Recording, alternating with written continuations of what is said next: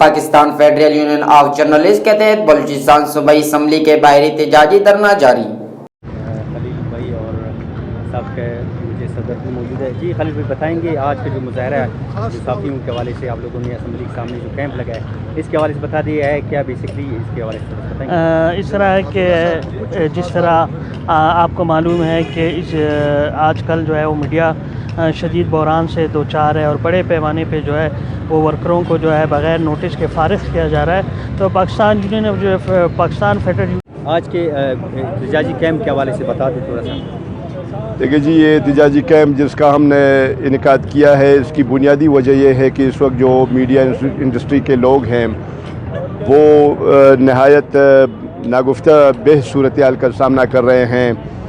तनख्वाहें बंद हैं, मामूली तनख्वाहें होती हैं, वो भी 4-4, 5-5 महीने से तनख्वाहें लोगों को नहीं मिलती हैं।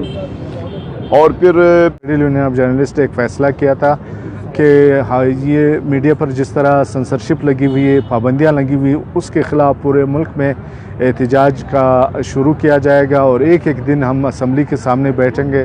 तो वही फ़ैसला था जिस पर हम आज बलूचिस्तान असम्बली के सामने एहतजाज